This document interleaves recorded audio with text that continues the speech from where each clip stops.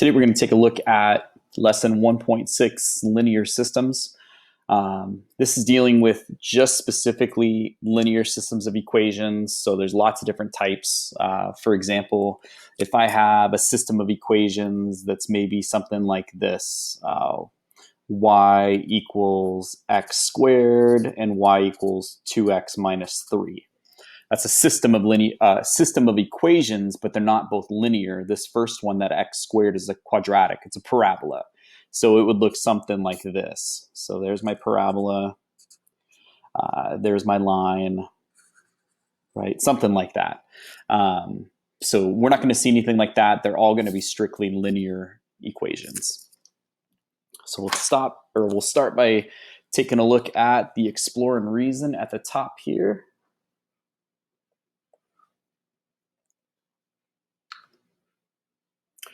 So it's saying the graph shows two lines that intersect at one point. What are the approximate coordinates of the point of intersection?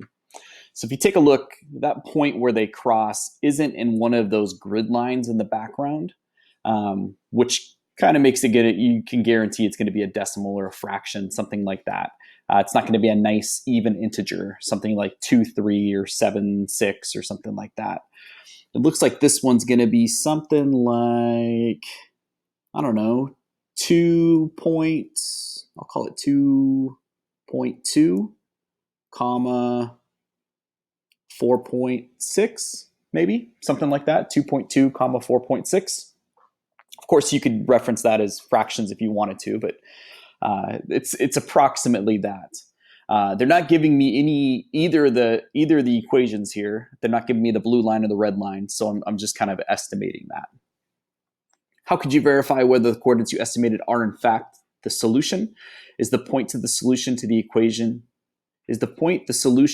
equations of both lines? How could you verify it? Well, one way you can do this is you can't really go to Desmos and just type in the functions because, again, they don't give it to you. So what you'd have to do is you'd have to generate the function. So for example, if you're looking at the blue line, what you'd want to do is find 2 points where it goes through those crosshairs, those grid lines in the background perfectly. So let's take a look. It looks like it goes through 0, 3. It goes through 2, 4. It goes through 4, 5. Right? There's a bunch of points here. 6, 6. So you could use any of those 2 points where it's going perfectly through those grid lines in the background. Use those 2 points to create that equation. You'd use the 2 points like we've done in lessons past to where you'd find the slope, then you'd find the y-intercept, and then after you have the slope and the y-intercept, you'd have your function. Same thing with the red function. Looks like it's crossing through 3, 4 perfectly. 4, 7 perfectly. So you could use those 2 points to, again, create the function. Find the slope, find the y-intercept, and then you've got your linear function. Once you have the two linear functions, then you could do something like Desmos and then figure out where they cross. Or you could just set them equal, or I'm sorry, you could take that system and solve the system of equations to figure out where they cross. And that's what we're going to talk about in this lesson. So I think it's asking a second thing. Is the point the solution to the equations of both lines? Yes, it is.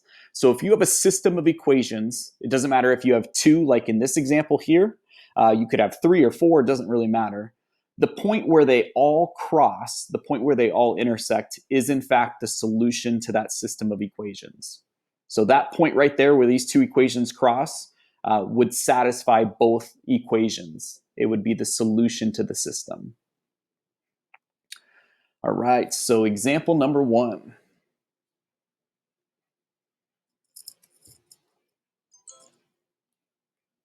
Okay. Solve a system of linear equations. What is the solution of the system of linear equations? And they're giving you one right there. They're giving you some definitions. And before we actually jump into example 1, I want to give you one piece of advice. I would think so far, this is probably the most difficult of the lessons that we've seen.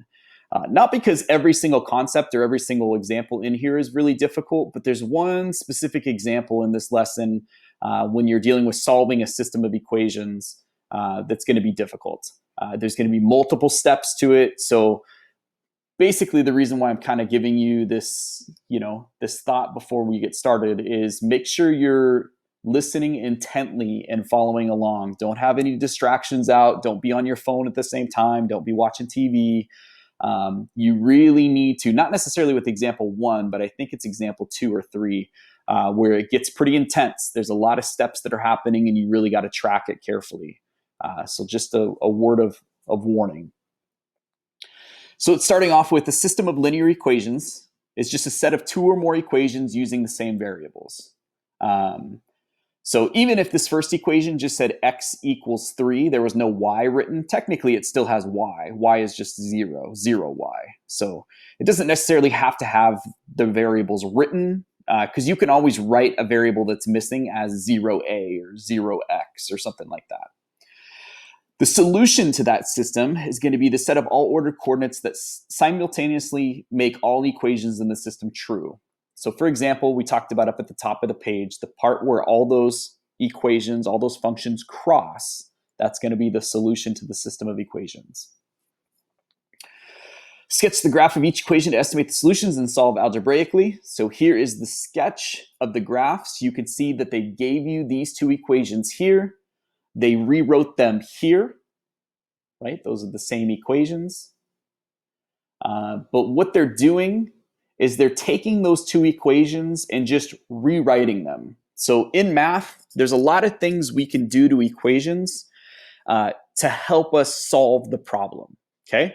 One thing is we can use, the idea behind switching around numbers. So instead of x plus 2y, we could write it as 2y plus x. Or if we needed x to be on the right side of the equation, in this example, we could subtract x from both sides and move it over to the right side. There's lots of things that we can do as long as we're following the correct rules and making sure that it's mathematically sound what we're doing. We can't just randomly say, oh, okay, well, I don't want 3. I'm just going to change that to a 4, and then that's it. There's things you can do to change the values of all your coefficients, but you got to make sure that you're following the rules. And I'll point those out as we go through here. So here's the 2 equations they're giving me, but what they're trying to do here is they're trying to set them both equal to x. So for example, your red equation, x was already on the left side, so it looks like they just subtracted 2y from both sides. That's how they got the negative 2y on the right. And then the blue equation, x was already on the left side, so it looks like they just had to add 2y to both sides. So that's how 2y became positive on the right. Now what they're doing is there's 3 ways to solving a system of equations. The first way is called, there's not like 1, 2, 3. There's just 3 separate ways. It doesn't matter which one you use. One of the ways is graphing. So I could take these 2 equations and I could literally type them into Desmos and it would spit out the point where they intersect, okay? That's great. It's good that you know how to do that. It's good that you know that functions, that you can graph them and visually see what that point of intersection is and what the solution to the system is. But there's 2 other ways as well. This example is trying to show you the substitution way. So if you want to Google this and watch more videos, this is called substitution. Solving systems of equations using substitution. So what they're trying to do here is they're trying to rewrite both of those equations, set them both equal to x, and then substitute what x equals into the second equation. So if you notice, x equals 3 minus 2y. The second equation is also saying that x equals 4 plus 2y. So since x equals the same thing in this system, what they're doing is they're just going to set what x equals equal to each other. So if x equals this, and if x equals that, what they're saying is that this must be equal to that, right? They have to be equal to each other if x equals both of them. So this process is called substitution. They're taking one of my things that x equals, and they're plugging it in for x in the other equation. So instead of x equals 4 plus 2y, take a look at what they got. 3 minus 2y equals 4 plus 2y. So now they have one equation, and if you notice, there's only one variable. You can solve that. There's no issues with that. If you have one equation with two variables, you're stuck. You can't do that. It's impossible. So what they did, just by rewriting these two equations and setting them both equal to x, they were able to substitute what x equals in the first equation into the second equation. Now they have one equation with only y. They can solve it. So it looks like they added 2y to both sides. That's how they got the 4y. And then it looks like they subtracted 4 from both sides. That's how they got the negative 1. And then they divided both sides by 4 to get it y equals negative 1/4. So that's important. Y equals negative 1/4. But if you look, this point of intersection is x and y. You need both values. So I've got half of it done. Now I need to figure out what to do to get the other half of that point. So I know that y equals negative 1/4. All I have to do is go back to one of my original equations.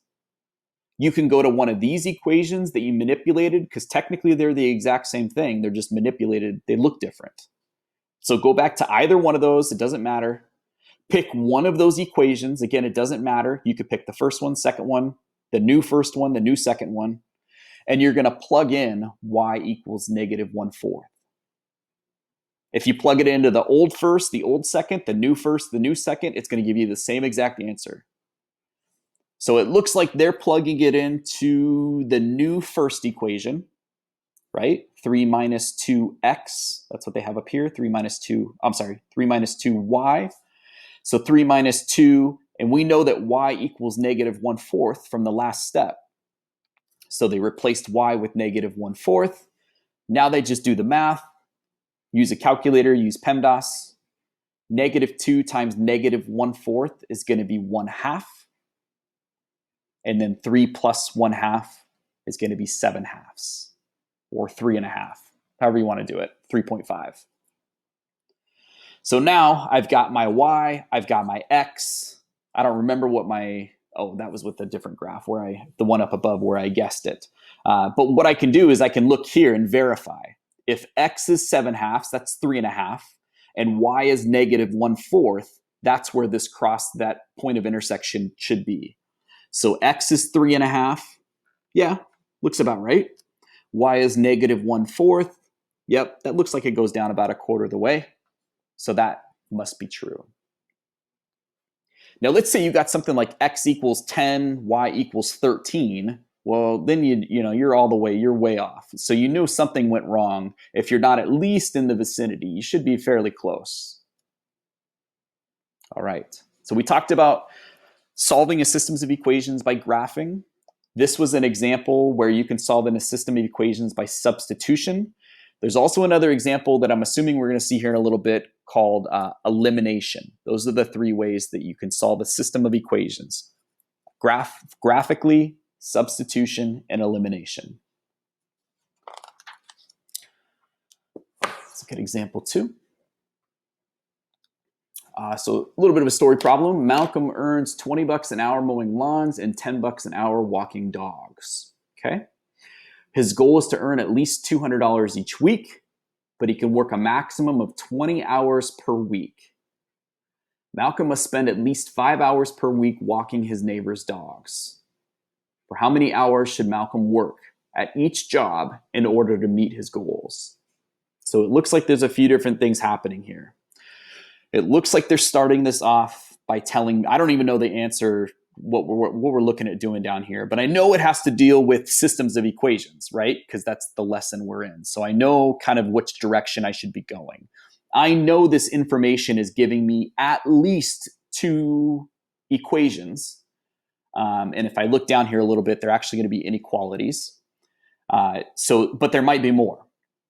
So let's reread this. Malcolm earns 20 bucks per hour mowing lawns and $10 per hour walking dogs. So there's at least part of our first equation, right? If you say that, I don't know, mowing lawns is M and walking dogs is W, it would be 20M plus 10W. So I think we're going to have an equals, though, because these are equations or inequalities. His goal is to earn at least $200 each week. There we go. So that at least is keying me into it has to be inequalities. At least is not equals. He wants to earn $200 each week. If that was the case, it would be an equation. But if he says he wants to learn at least, right, that's greater than or equal to $200. So I know my first equation. Again, if I use M and W, I don't know what they're using down below. It's going to be 20M plus 10W. And if I want to earn at least $200, it's going to be greater than or equal to 200. 20M plus 10W is greater than or equal to 200. All right, but he can work a maximum of 20 hours per week. So there's kind of like another equation. That's another like restriction that's happening. So whatever he does, mowing lawns or walking dogs, he can work a maximum. So basically no more. The maximum he can work is 20 hours. So if I was using M and W for mowing lawns and walking dogs, I would say M plus W. Since he has to work a maximum of 20, I would say has to be less than or equal to 20. M plus W is less than or equal to 20. Now you might be thinking, why don't I have money there, right? Why don't I have 20M plus 10W? Well, the reason is because this 20 hours is talking about the hours worked, not the amount of money he's earning. You don't want to mix up two different equations or two different inequalities talking about money and hours. So typically, one equation, one inequality is going to talk about money. Another one is going to talk about hours worked, right? They're going to talk about the same thing on the left and the right-hand side of the equation or inequality. So the first one, 20M plus 10W has to be greater than or equal to 200.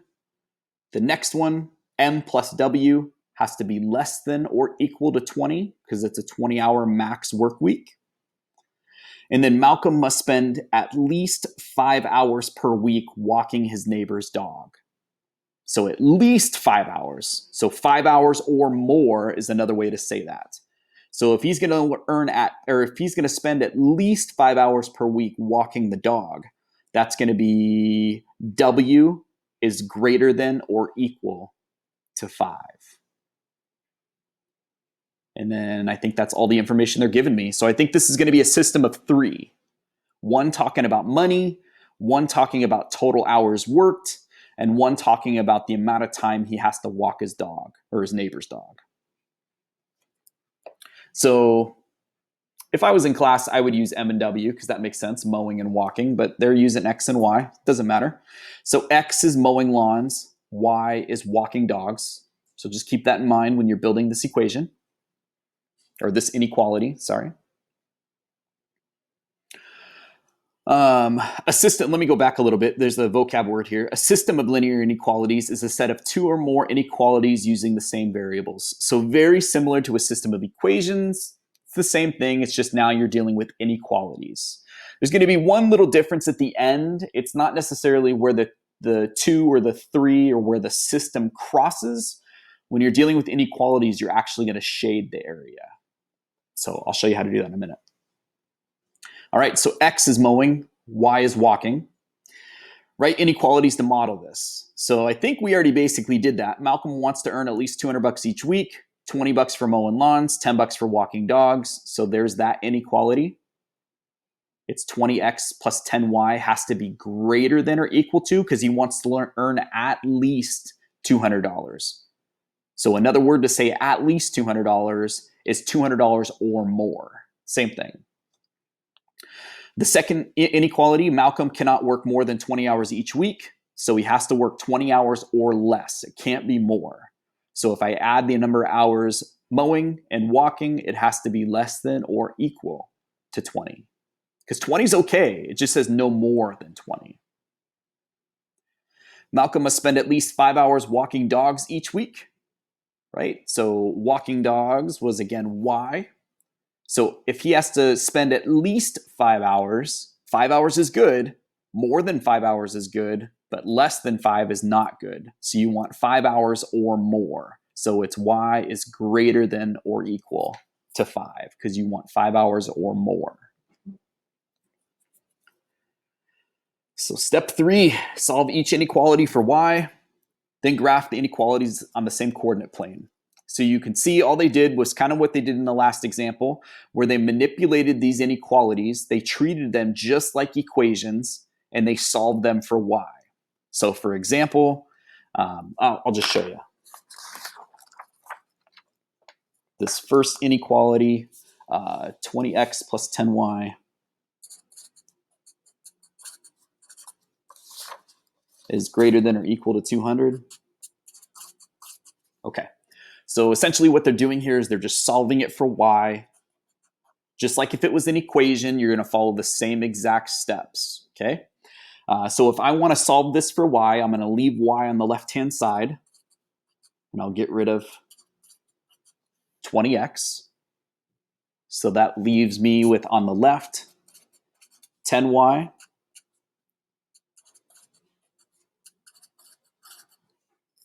I don't know, there we go. I saw that negative sign, that equal sign. I thought it was negative. So 10y is greater than or equal to negative 20x plus 200. But again, we just want to solve this for y. So I'm going to divide both sides by 10. I'm left with y is greater than or equal to. I don't know if you remember or not. I don't know if you're going to see it or not. But remember, if you divide or multiply both sides by a negative, you're not here. But if you did, if I divided both sides by negative 10, I'd want to flip that sign. That's the only difference between solving an equation and an inequality. But here I'm dividing by a positive, so the sign stays the same. If I divided both sides by negative 10, I would flip my sign. It would become less than or equal to. Negative 20 divided by 10 is negative 2. And then 200 divided by 10 is 20. So that's what they mean by rewrite it, solving for y. All right, so they rewrote the red equation and solved for y. I like to put my slope up front, so that's why I wrote it as y is greater than or equal to negative 2x plus 20. I just like it in that format, y equals mx plus b. Just to me, it just makes a lot more sense. Same thing with the blue inequality. It looks like all they did was subtract x from both sides. So y is less than or equal to 20 minus x. And then the last inequality was good to go. It was already solved for y. So like I said, you could go to Desmos and you could graph, just type these 3 in, and you're going to see all 3. You're going to see the same picture that's written right here. Sorry, I got to look at my screen, make sure I'm not off. You're going to see the same picture. So you could see that red matches up with my red line, blue matches up with my blue line, and green matches up with my green line. Okay. And again, the reason why I would write this as y is greater than or equal to negative 2x plus 20 is because there's my slope, there's my y-intercept. This is the way we're used to seeing it. So when it's written backwards like that, it kind of looks funny. So I know my y-intercept is 20. That's where the red line's crossing. And my slope is negative 2. So down 2 over 1, down 2 over 1, down 2 over 1, right? Okay. Now the part that's kind of hard to do in your head, but if you can actually do it on paper, I would suggest that, especially if it's hard for you to visualize. This is the difference between graphing equations versus inequalities, right?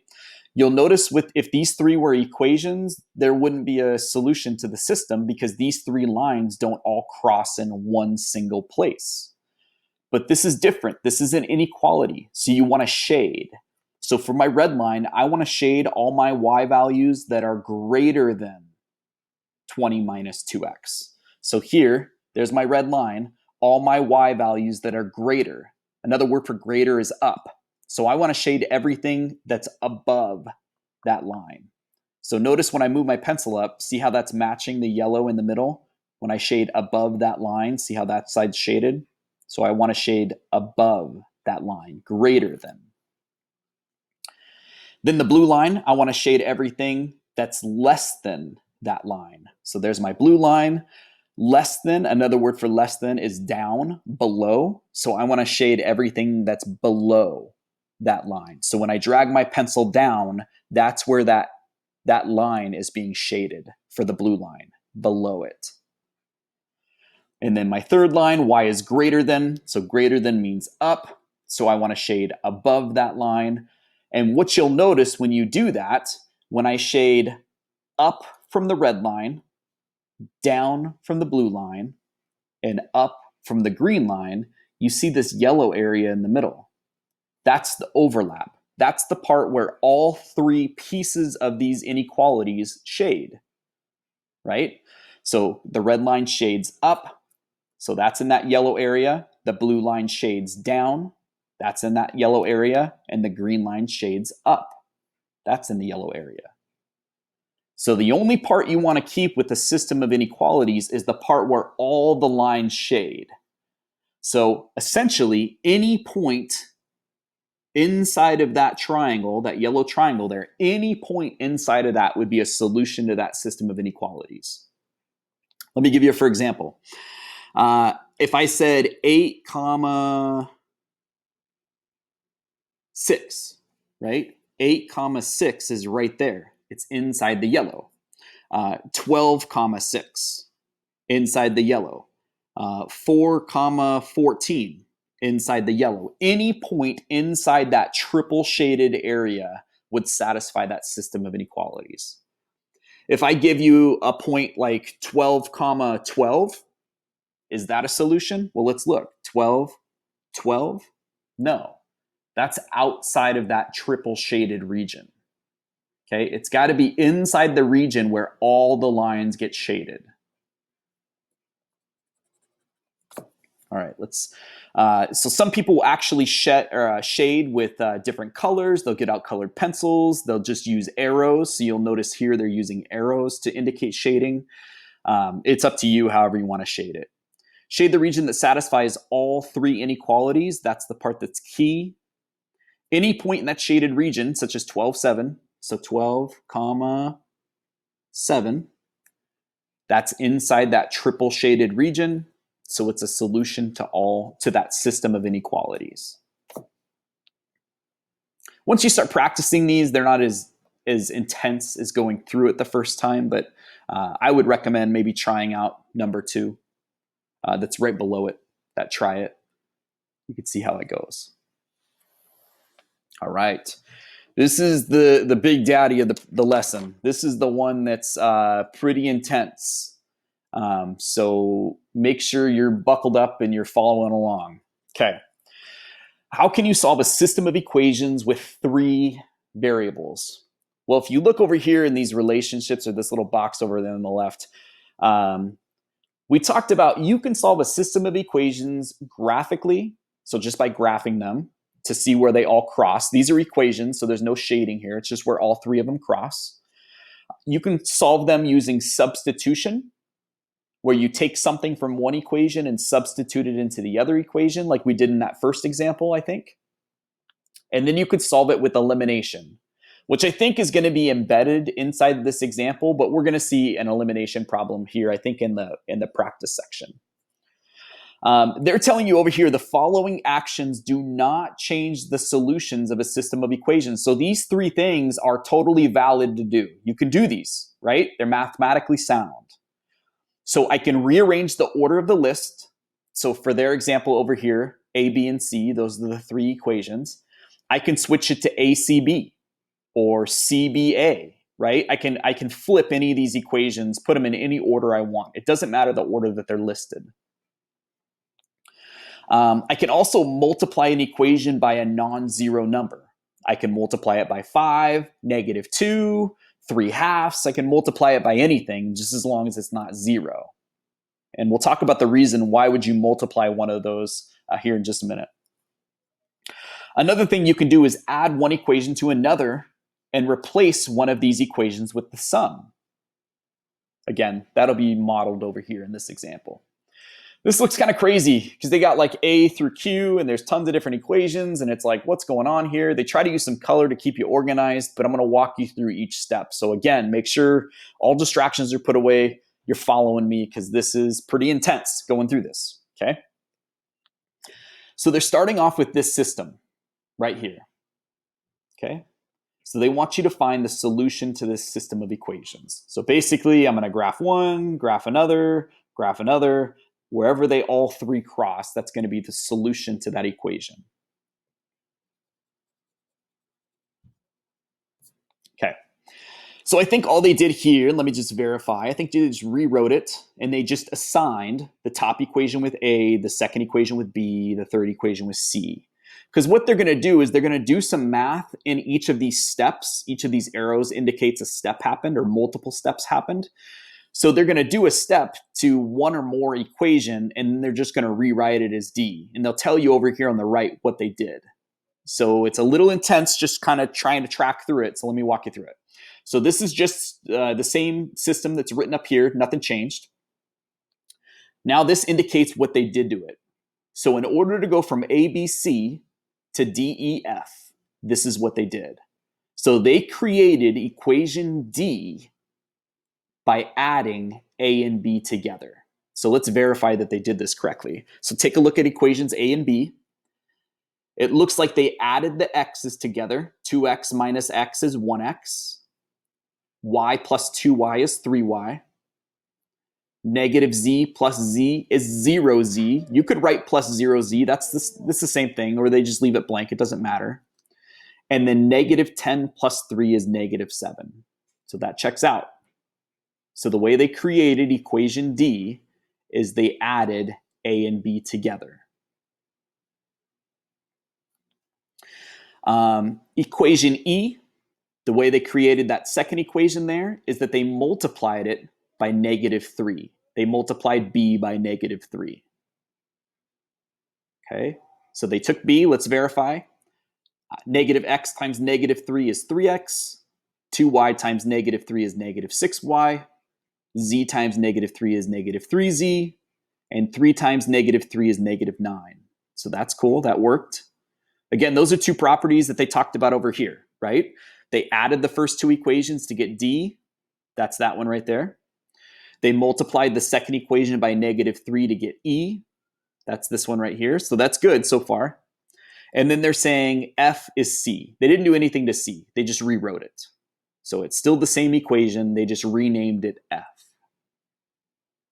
And they're renaming these A, B, C, D, E, F just to kind of keep us straight. You're not going to do that when you actually do your work. But they're doing that just to identify steps. All right. So now here's our system of equations. So the blue arrow indicates all the blue stuff. So what they're saying is that D equals G. So my first equation didn't change. It's exactly the same. They didn't do anything to it. They're saying that H equals E plus F. So they took E and F. They added them together to get H. Let's verify. 3x plus x is 4x.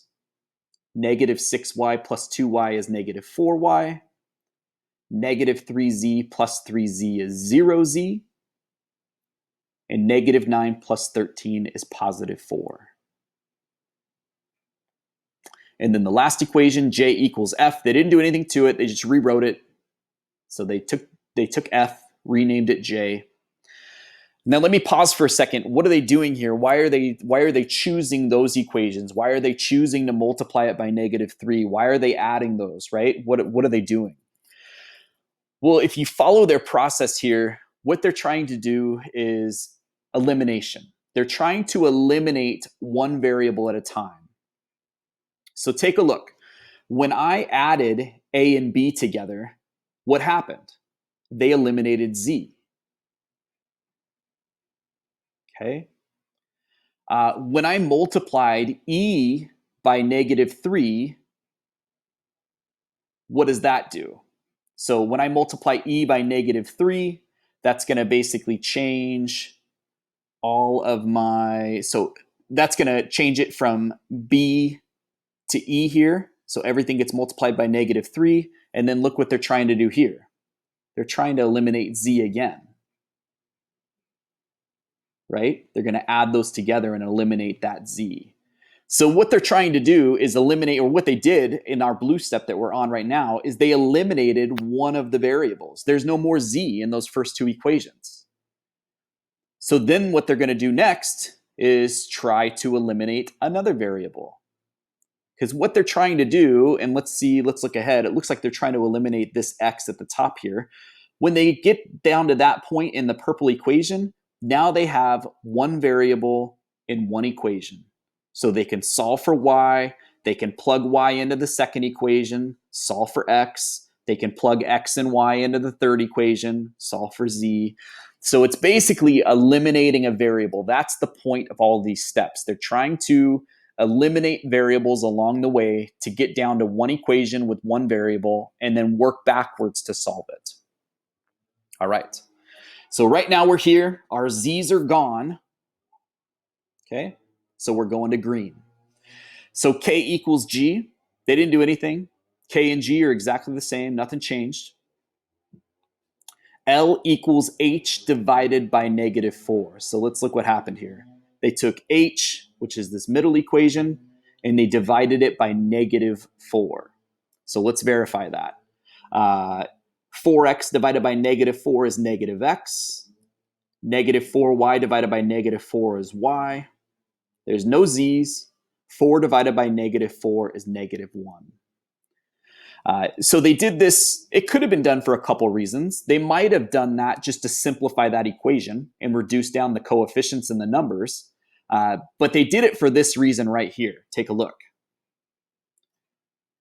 Dividing that second equation by -4 is now going to allow me to get rid of the x's in the first two equations. So that's their goal here. They're trying to get rid of x. So let's keep going. M equals j. So they didn't do anything to j. They kept it the same way. It's still m. And now we're on our green box. So they're saying n equals k plus l. So they took k and l and they added them together. Again, that's that step I was talking about. X minus x is 0. 3y plus y is 4y. There's no z's. -7 minus 1 is -8. So what they did by multiplying equations or dividing equations, adding equations, is they got down to one equation with one variable. That was their goal. P equals L, Q equals M. So they didn't do anything to L. They didn't do anything with M. They're the same exact equations. And now watch how they did this, what they did to put them all back together. So they're saying from this point right here,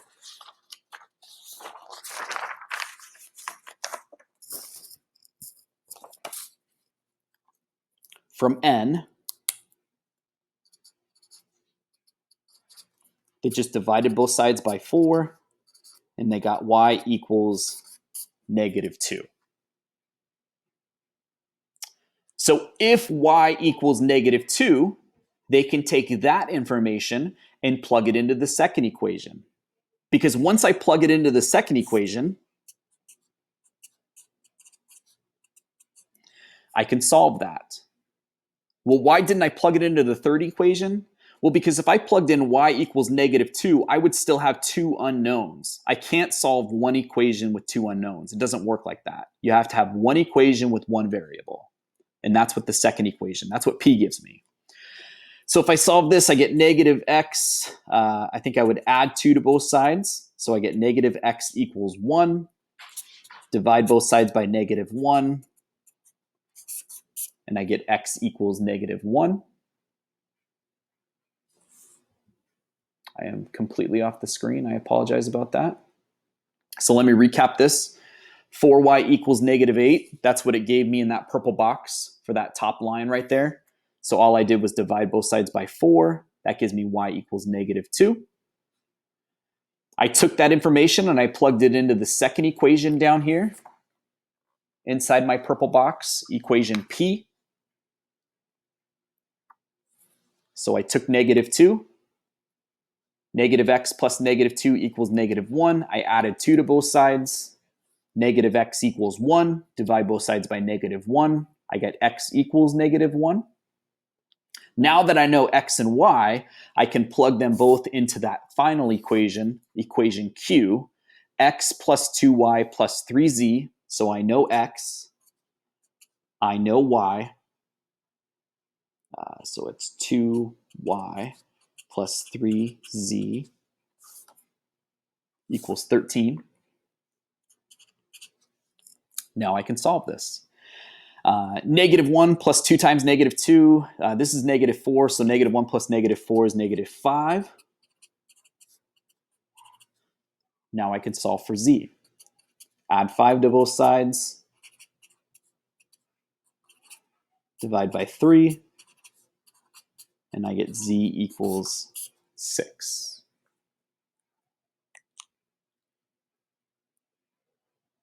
All right. So there is the solution to my system. If I went and graphed these three equations, it would cross at negative 1, comma, negative 2, comma, 6.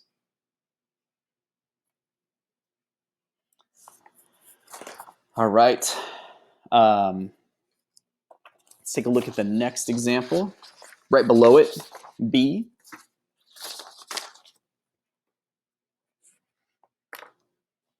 What is the solution to this system? Same idea. You got three equations with three variables, so we can solve this system. They just rewrote it with A, B, and C. It looks like what they're trying to do is they're saying D is A plus B, so they added A and B together because look what it did. It eliminated Y. That's always your goal. You're trying to eliminate a variable and get down to one equation with one variable, and then you'll work backwards and plug everything in. So they added the first two equations because they knew that negative y plus y was 0y.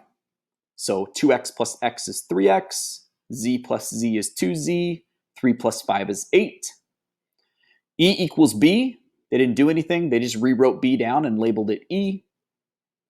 And then for f, it looks like they took b and c, but they multiplied b by negative 2, then added it to c. So let's go ahead and do this. So b by negative 2, so that would be negative 2x. If I added that to c, that would be negative 6x. Multiply y by negative 2, so that's negative 2y. Add it to c, negative 2y plus 2y is 0y. So they eliminated a variable. And then z times negative 2 is negative 2z. Negative 2z plus negative 2z is negative 4z. And then you still got to multiply the other side of the equation by negative 2. So 5 times negative 2 is negative 10. Negative 10 plus 0 is still negative 10. All right.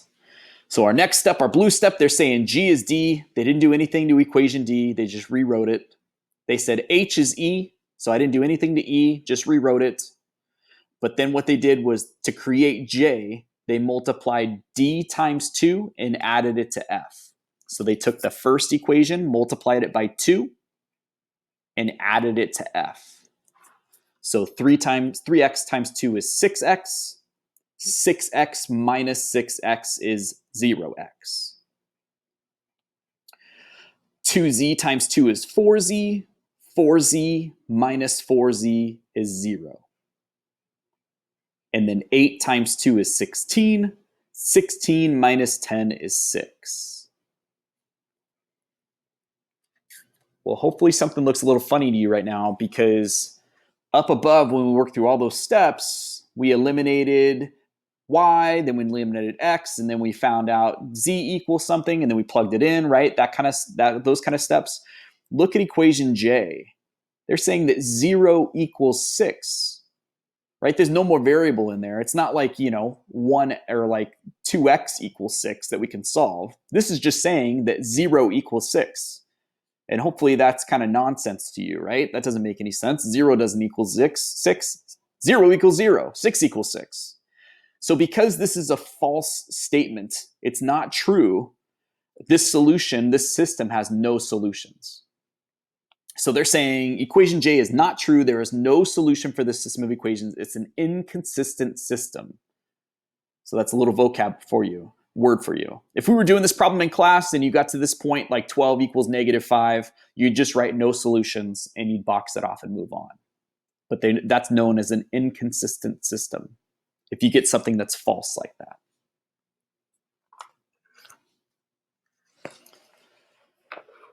All right. So up above this example is just more try it, so you can give it a shot and see how it goes. A matrix, so now it's giving you some definitions. So how can a matrix represent a system of linear equations? This is more of an easier section of this problem, right? That systems example that we just went through, that was a kick in the teeth, right? That was difficult.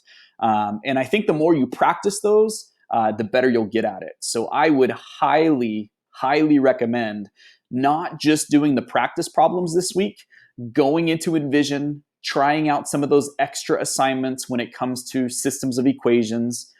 You can even do some practice problems before or after the practice section. I'll point them out here in a little bit.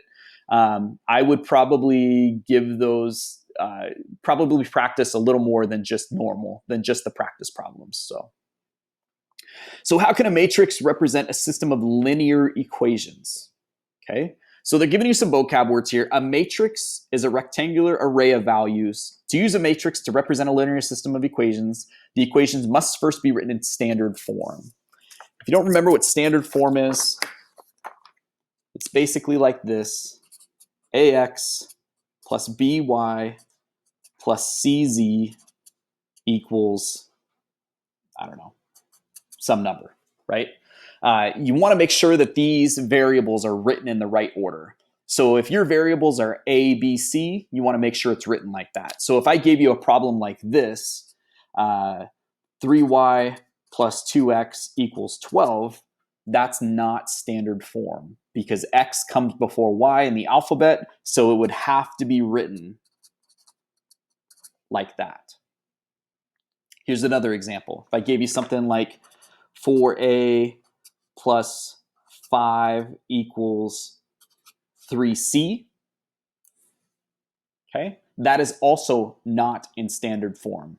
You want to make sure that all of these variables on their left and then that constant is on the right. So in this case, I would want to make sure I subtract 5 from both sides.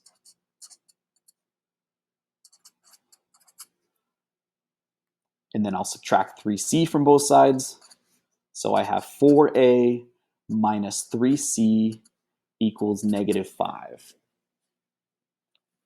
You'll notice there's no b there. You could write it like this, 4a plus 0b minus 3c equals -5. You could just leave a blank, 4a minus 3c equals -5. You could do any of these three. Okay, just make sure they're written in the right order. All right, so here's that system that they're giving you. It's not in standard form, so essentially what they're doing here is rewriting it in standard form. They took the first equation.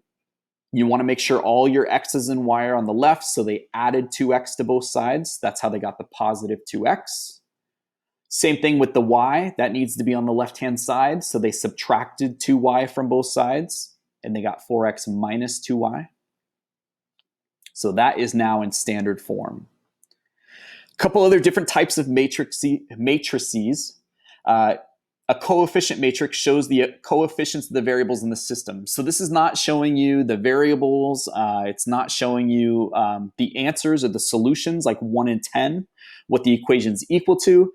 It's literally just showing you the coefficient, the piece that's in front of x and y, right? So if I have something like this, 2x, that is my coefficient, the number in front of the variable. So in this case, 2 is in front of x, 3 is in front of y. So that's why it's 2 and 3. 4 is in front of x, -2 is in front of y. So it's 4, -2. So that's a coefficient matrix. And then an augmented matrix shows all coefficients and constants in the system. So this shows the entire equation. Make sure it's still written in standard form, though. That's super important. A dotted line separates the variable terms from the constant terms. So basically, the variable terms are going to be on the left side. Then there's going to be the equals line. right? And then there's going to be the constants on the right. So for example, 2x plus 3y, you could see 2 and 3 are on the left-hand side of that vertical line. And then what the equation equals, 1, is on the right side of that line. 4x minus 2y, so you see 4 and negative 2, then that vertical line, it equals 10, and then 10's on the other side of the vertical line. Just make sure it's in standard form. If you've got these mixed up, if you have 2 and 3 up top and then negative 2 and 4 in the bottom, it's going to be marked wrong. It's not going to be correct. So you got to have this in standard form. X is on the left, Y's next, then Z's, or A's first, then B's, then C's, then D's, right? Whatever you're dealing with. So this is just referencing back again at the beginning up top here. That's the same system. So they're just saying you could rewrite that system using a matrix and it would look like that. They also reference a dimension of the matrix is going to be rows times columns. So however many rows you have times however many columns you have. So in this case, this is a 2 by 3 because there's 2 rows and then there's 3 columns. So that's a 2 by 3 matrix. Something like B down below, that would be a 3 by 3 because I have X's, Y's, and Z's. I'm sorry, not 3 by 3, 4 by 3. I have X's, Y's, Z's, and what the equation equals, right? And then I have 3 equations. So rows, columns. So I think I misspoke a second ago. There's 3 rows, 4 columns. So that's a 3 by 4. It's important to say 3 by 4, not 4 by 3, because that's the reference is always rows times columns. So 3 rows times 4 columns. Write each equation in standard form. So let's take a look. It's x plus y equals a number. X minus y plus z equals a number. X plus y minus z equals a number. So it's pretty much in standard form, but the thing you have to remember is you don't have a z up top here. So you wouldn't want to write it incorrectly by forgetting that you have 0 z's. That's important to remember. So if I'm doing this,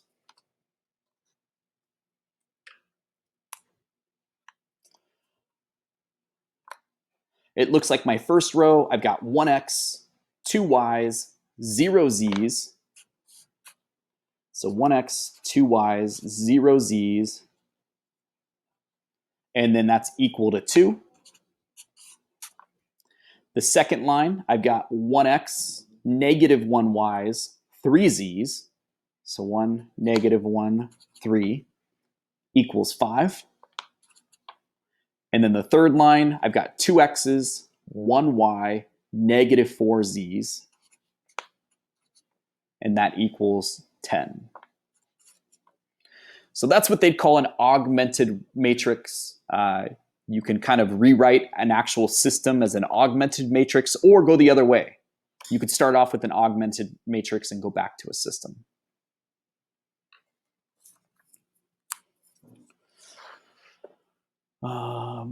So there's the answer that they have for you. Same thing I wrote. Just don't forget about that 0. There's 0 z's in that first line, so you can't lose track of that. You couldn't just write 1 and 2 up here and then leave that blank like this. You wouldn't want to do this. 1, 2, 2, 1, negative 1, 3, 5, 2, 1, negative 4, 10. You wouldn't want to do that. So when you're writing an augmented matrix, make sure you do 1, 2, and then you insert a 0 just to indicate that there's nothing there. There's no z's available. Example 5. Relate systems of equations and matrices. So this is kind of what I was talking about earlier. You could start off with a matrix and then you could write it as a system.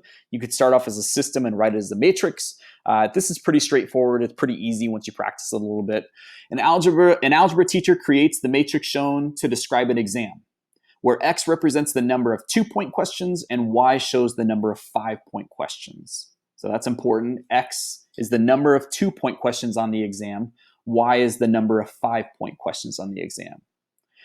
Write the corresponding system of equations. What does each equation represent? So this is the example that he's writing. So that's telling me that there's x, y, and then the answer, right? What the equation equals. So I know this column is x, the blue column is x, the red column is y, and this is what those equations are equal to.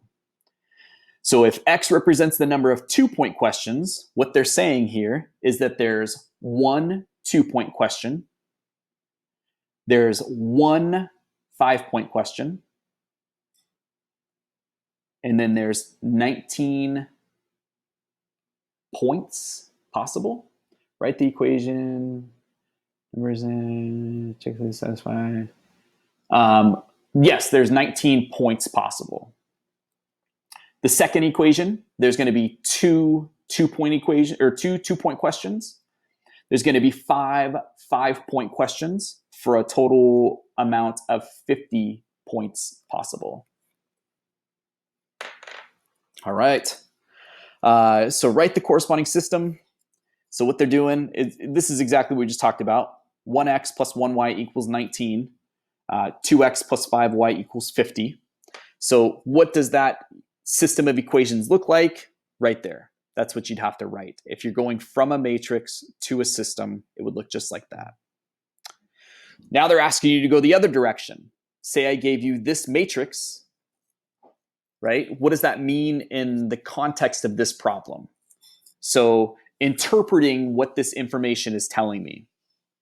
So if this says x is 1, y is 0, the answer is 15. Well, what this is telling me is that there is one 2-point question on the test. There are 0 5-point questions on the test for a total of 15 questions. So same thing in the next one. There are 0 2-point questions on the test, 1 5-point question on the test for a total of 4 questions. Okay. So we can check and make sure that this is true. You could plug in either one of those values. So essentially what this is saying is x equals 15, y equals 4. And I think that's what they're doing here is they're plugging them in. So take a look at the first equation. If I say x equals 15 and y equals 4, well, 15 plus 4 is 19. That works. Same thing here. If I say x equals 15, 2 times 15 is 30. Y equals 4, 5 times 4 is 20. 30 plus 20 is in fact 50. So that is a solution to that system of equations. 15, 4. Then on page 52, concept summary, basically summarizing everything. Tells you what a system is. Tells you the algebraic definition of a system. So you can use inequalities, you can write it as a system, or I'm sorry, you can use equations, writing as a system or as a matrix, or you can have a system of inequalities. You can't write these as a matrix though, just equations get written as a matrix. And then graphically, what does that look like? Well, if I graph two linear lines, two linear functions, wherever they cross is going to be the solution to the system. And then if I have a system of inequalities, wherever it's double shaded, triple shaded. In this example, there's 3 equations, right? Or I'm sorry, 3 inequalities. So this is going to be the triple shaded area. If I only had 2 inequalities, it would just be the double shaded area, okay? Just depends on how many inequalities you're given. All right, so we are on practice problem number 16. This is kind of where I was talking about. If you want some extra practice, you're more than welcome to. That do you understand and do you know how section. Again, the key that I have available to you in Canvas covers all those problems. So you'll have a key with solutions that'll walk you through it step by step. Same thing with this understand section. If you're doing these practice problems and you're still kind of confused, I would jump over and do some of these problems from the understand section. That section, as well as every problem in this lesson, is in that solutions manual that I have uploaded on Canvas. So you can use that. Right. So solve the following system of equations.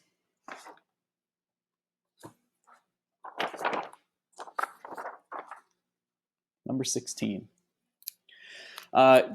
Remember, there's three ways to solve these systems. Graphically, so I could literally jump over to Desmos or grab my graphing calculator. I could graph these two equations and it would tell me what my solution set is. It's important to know how to solve them with elimination and substitution as well. So make sure you know how to do all three. So obviously graphing is the easiest. Go plug it in, you're done. I think this is set up for us to use substitution. Could I use elimination? Sure. You could use any of the three methods, but this is already set up for substitution. And the way I know that is because one of my equations is already x equals something. Okay? It's set up for me to take what x equals and plug it into my other equation. So I'm going to write this on here.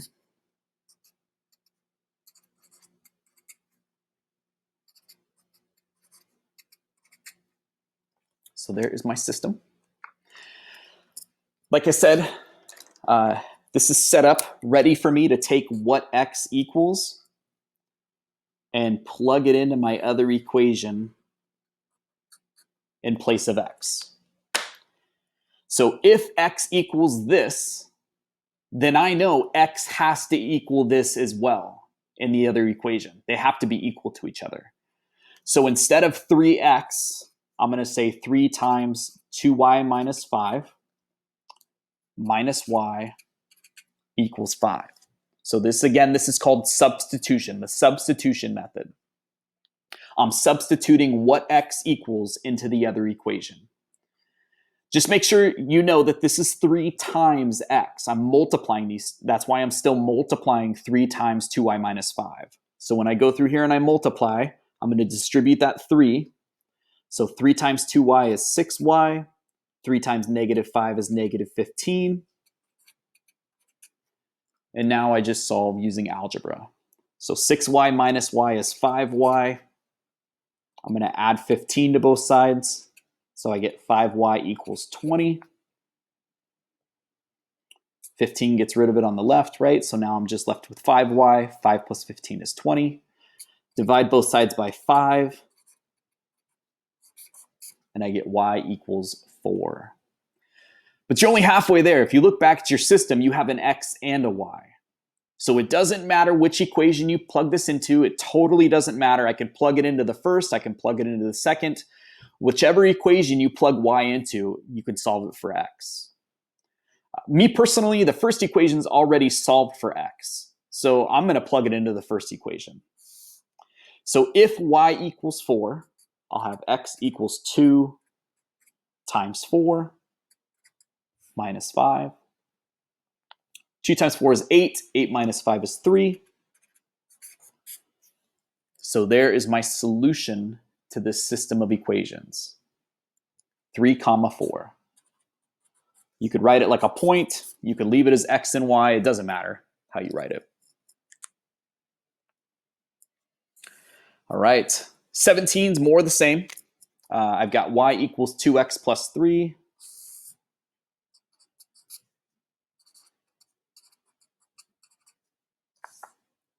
Two y minus x equals 12. Again, this is kind of set up very similarly to number 16. I think it's set up for substitution. If you wanted to use elimination, you're more than welcome to. I think we're going to use those on the next two problems. But this is ready for substitution because one of your equations is already equal to something, right? Y equals this. So what I can do is take what y equals and I can plug it into my other equation for y.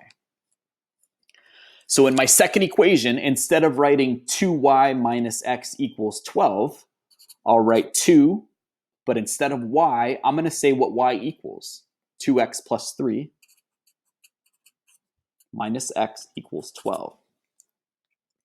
Like we talked about in that example problem, the reason why I'm doing this, I'm going from two separate equations with two separate variables, and I'm rewriting it using substitution, is because I want to go down to one single equation with only one variable, right? In this second equation, I have x and y, but now I still have y, but it's in terms of x. It's the same thing. It's still equal to y, but it's in terms of x. So now all I have are x's in this equation.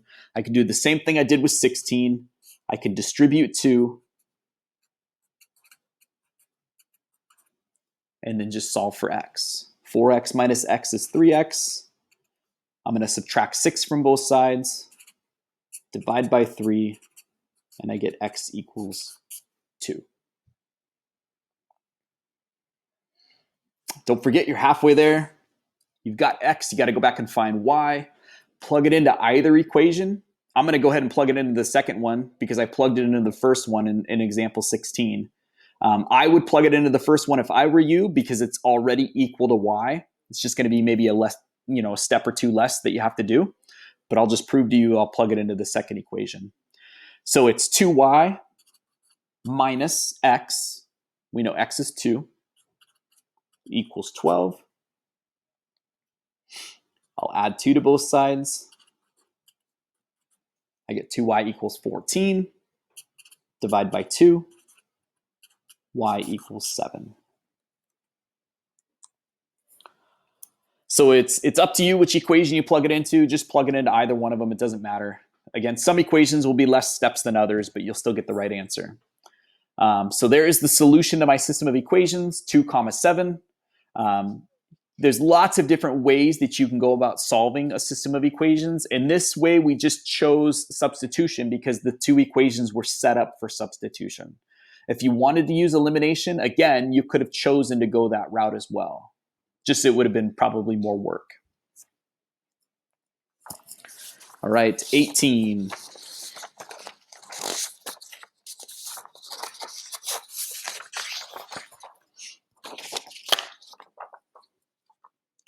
So number 18, x minus 3y equals 1, 2x minus y equals 7. So here's a great example of something that's not set up for substitution, right? Neither one of these equations is x equals something or y equals something. So they're both x and y on one side of the equation. So one thing you could do is I could go this direction. I could take that first equation. I could add 3y to both sides. I have x equals 3y plus 1. And then I could just take that and substitute that into my second equation for x. Right? So there's a way that you can manipulate these equations and do them the other way. Instead of using elimination, you could solve one of those equations and then use substitution. So if you're super comfortable with substitution, you could always do substitution. So all I did was take that first equation, I solved it for x. Now I can take what x equals and go back into the second equation and plug it in. So it would be 2 times 3y plus 1 minus y equals 7. And I do the exact same thing I did for 16 and 17. But because this is a problem that you could do a different way, and I've already showed you substitution, I'm going to show you elimination. So this is what they call elimination. And it's just like the name sounds. I'm trying to eliminate one of the two variables. It doesn't matter which one. So for example, the first one I'm going to try to eliminate is the x. Now remember back in the lesson, in those example problems, it said that I could multiply one or both equations by something, and that's legal, right? So if I want to eliminate the x, this is a 2x, that's a 1x. I think what I'd have to do is multiply that first equation by -2, right? If I do that, this is what happens. I end up with -2x. Again, you're distributing this, so make sure you multiply everything by -2. -2 times x is -2x. Negative 2 times negative 3y is 6y. Negative 2 times 1 is negative 2. And then you still have that second equation.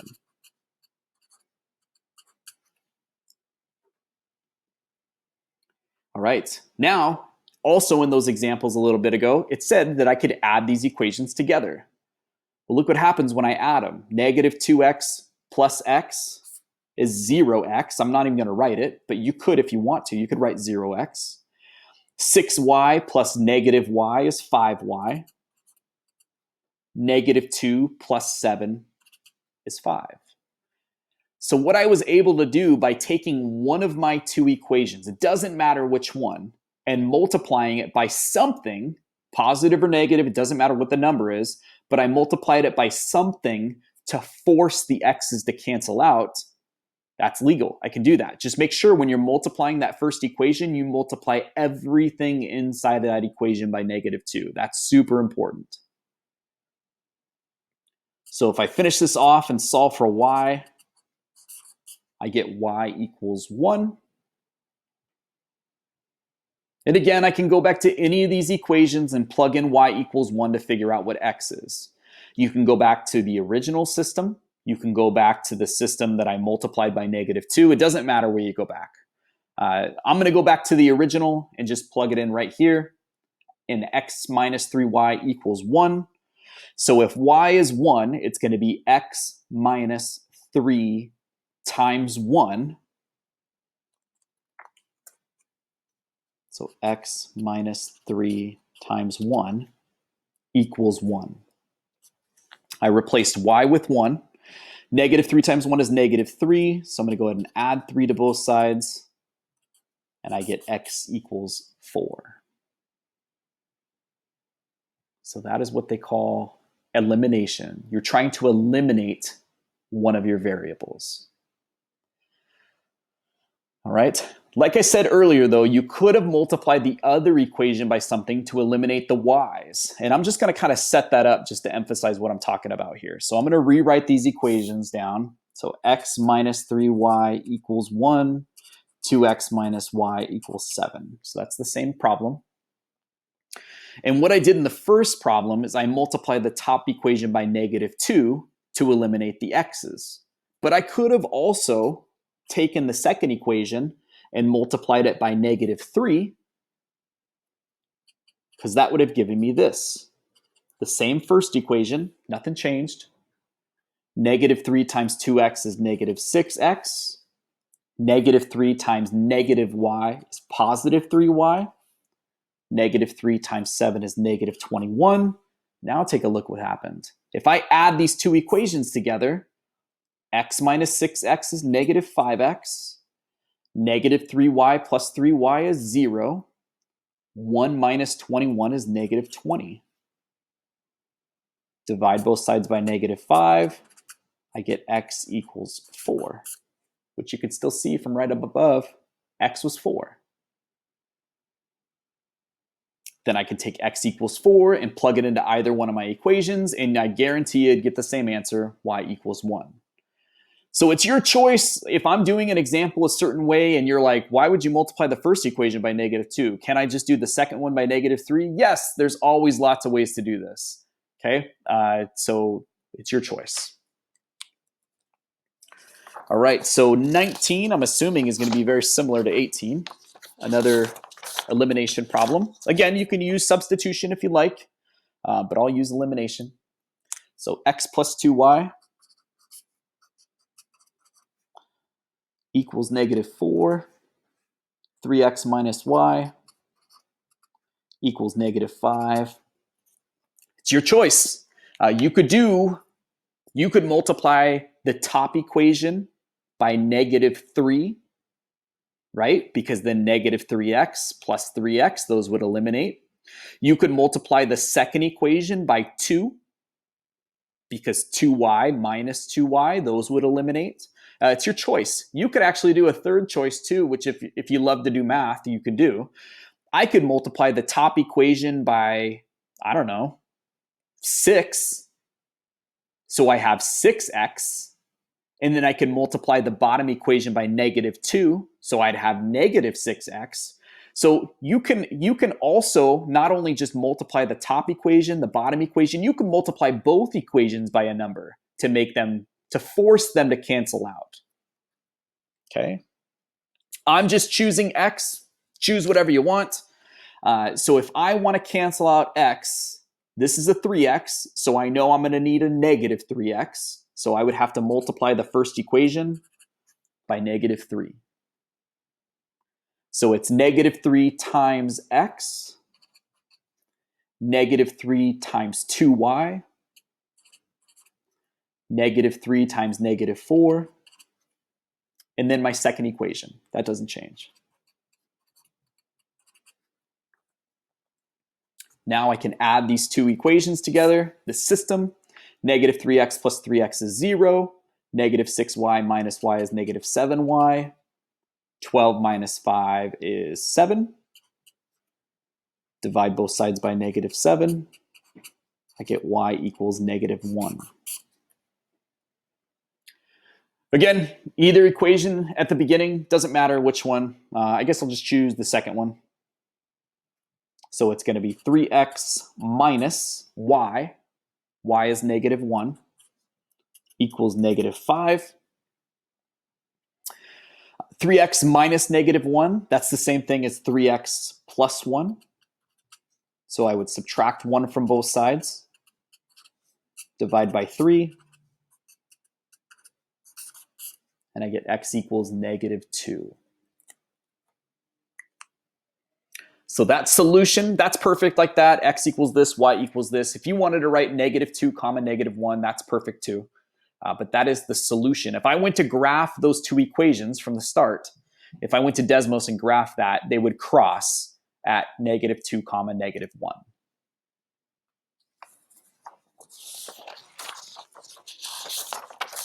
All right, I'm going to take a break for a second and pause you guys. I'll be back.